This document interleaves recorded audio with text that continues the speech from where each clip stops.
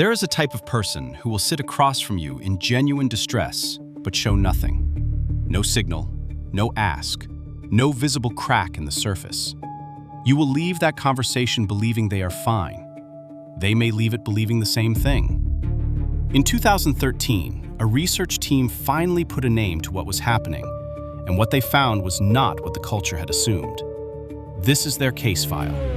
Welcome to the Deviation Archive, where we use psychology to understand the people who deviate from the norm. The cultural story about people who don't show distress is a flattering one. They're strong, self-sufficient. They've been through things and come out the other side intact. In the popular framing, not showing struggle is evidence of having handled it. The problem is that this framing confuses presentation with state. It assumes that because the signal isn't there, neither is the distress. And that assumption, it turns out, was built almost entirely on what the culture could see, which was nothing. What was happening underneath was never measured, because it was never visible enough to flag. The research that did eventually measure it found something that complicates the flattering story considerably. The concealment wasn't neutral. It wasn't even particularly adaptive. In many cases, the person who looked the most composed was carrying the highest load. They just had no mechanism for letting anyone else know. And because no one knew, no one helped. There's a specific experience that lives inside this framing. It's being the person people describe as calm in a crisis, without anyone asking how you feel after the crisis ends. It's having your coping used as evidence that you're fine. It's the particular exhaustion of being seen as strong by people who've never once had to ask. The culture built a virtue out of what was actually a gap, and never thought to ask what the gap was costing. When researchers finally asked, the answer was more specific than anyone expected. The name the research settled on is expressive suppression, the active inhibition of outward emotional signals while the internal emotional experience remains fully intact. Not the absence of feeling, the management of its appearance. The concept itself had been documented since the late 1990s, largely through the work of James Gross at Stanford. What wasn't known was how often it was actually happening in everyday life. That's what Peter Cuppins and his team at KU Leuven set out to measure in 2013. They used experience sampling methods. Subjects were prompted throughout their ordinary days and asked to report on their emotional state and how they were managing it. The finding that emerged wasn't that suppression existed, it was that it was operating far more frequently and far more invisibly than the clinical literature had accounted for. The distinction between suppression and reappraisal matters here. Reappraisal, genuinely reinterpreting a situation so it produces less distress, changes the emotional signal at the source. Gross's research found that people who primarily used reappraisal showed lower physiological stress responses, less negative affect over time, and higher social functioning. Suppression doesn't touch the source. It manages the output. And the cost of that management is measurable.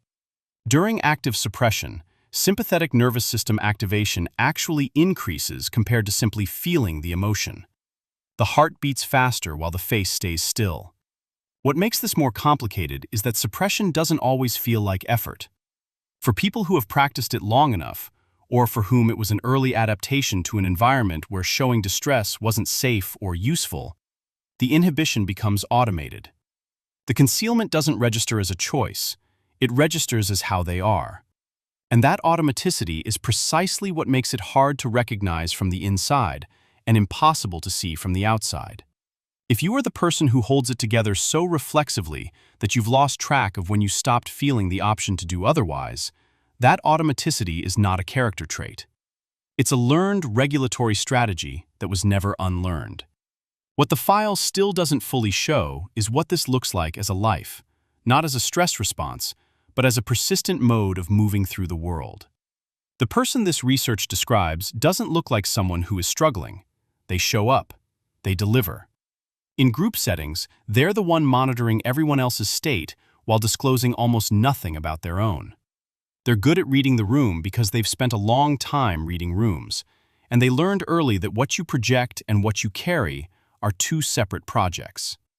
If you're this person, there are a few things you know that almost no one around you knows. You don't announce it when something is hard. You just handle it. And if someone asks how you're doing, you say fine, not because you're lying, but because the other answer has never really felt available. You've been told you're intimidating when you were actually exhausted. You've been told you're distant when you were actually overwhelmed.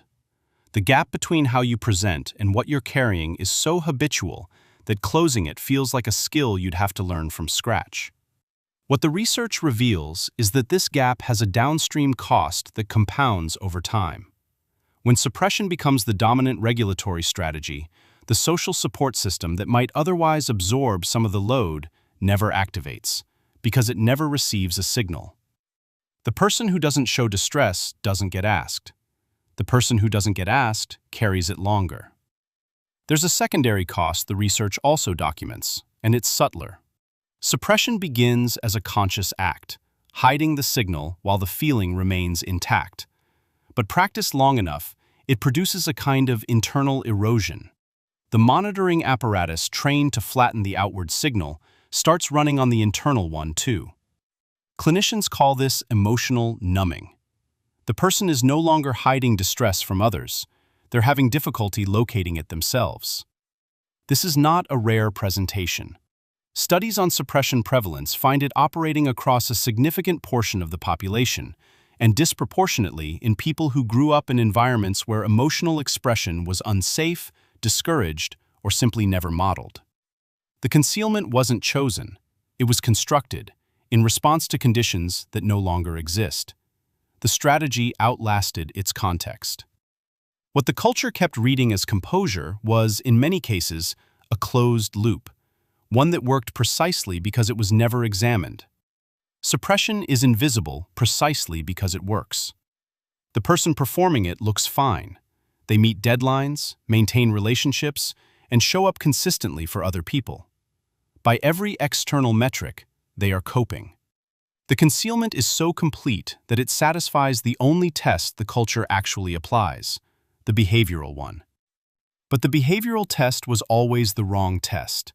It was measuring the output of the inhibition process, not the state underneath it. And the state underneath it, the one Gross's research found was still fully activated, still generating physiological cost, still accumulating, was never part of the assessment. What this means, at scale, is that the people who need support the least by appearance are sometimes the people who need it most by evidence. And the systems built to identify and route support toward people who are struggling, social, clinical, professional, are calibrated almost entirely on behavioral signal. They are, by design, blind to suppression. The culture didn't fail these people through malice. It failed them through the accuracy of its own assumptions. It looked at someone who showed nothing and concluded there was nothing to see. The concealment was real. The thing it was concealing was also real, and it had been there the whole time. If you've spent years being the person no one thinks to check on, the archive wants you to understand something. The silence around you was never confirmation that you were fine. It was proof that no one knew to look. Case closed. If you've spent your life keeping the signal dark while the system runs at full capacity, you belong in the deviation archive. This case was always yours. Make sure you subscribe and turn on notifications so you never miss a case file.